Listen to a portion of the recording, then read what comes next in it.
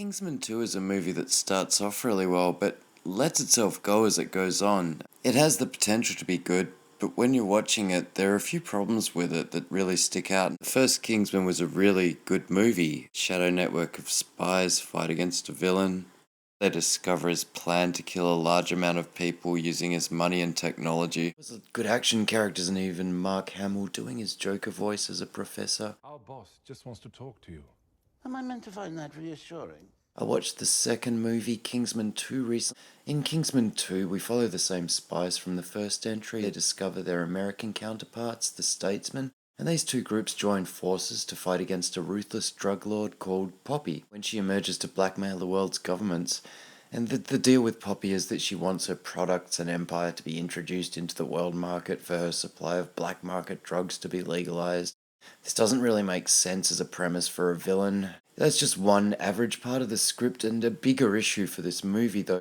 The main flaw that I wanted to talk about watching this is the product placement in the movie. The first Kingsman, as a front for their operations, owned a chain of bespoke tailors. A clothing line was released as a tie-in afterwards with the movie, which is fine.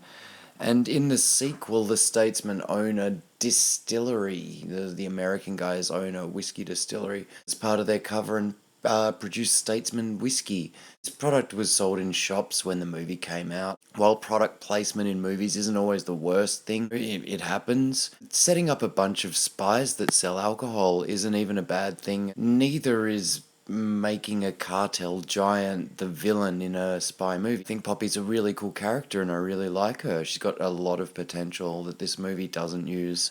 When the Statesmen and when Poppy are put up against each other, you have a plot with the main characters and the villains both representing different drugs.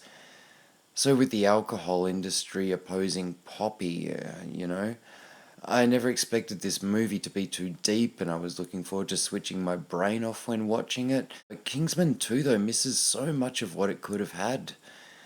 Of drugs being such a part of the story from the villain side, what could have been a really enjoyable, easy spy romp turns into a biased, forgettable film with a clunky and really hypocritical message about prohibition.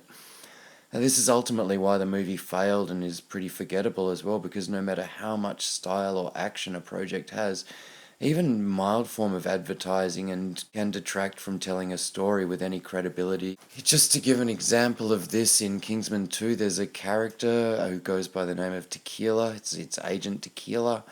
Tequila had his loved ones killed by people that were high on meth, and this is put forward as part of why he wants Poppy to fail. He thinks, rightly, that meth is dangerous. The problem is that when drug-related violence is brought up, it's also a double standard to not even consider alcohol-related violence as well. Both are absolutely comparable and it makes Tequila look kind of really stupid. When an issue is highly related towards addiction, it seems that a super spy might understand that meth is not the only dangerous drug out there. Whether Poppy wins or fails, there are consequences to all drugs in the legal market and in the black market. Again, repeating myself, but what you might hope would just be a really fun spy movie, hearing a message about prohibition really breaks the plot. And when Tequila also mentions the profits Statesman's distillery will make from Poppy's drugs staying illegal, again, when the first movie was so good, it makes the characters start to look out as puppets for the movie sponsors. Why the alcohol industry talks about legalization, it just reeks of double standards. And I think that people really weren't expecting this from Kingsman as a movie. Just going back to the villains, like Samuel L. Jackson was really great in the first Kingsman, and a good villain can make a spy movie really memorable.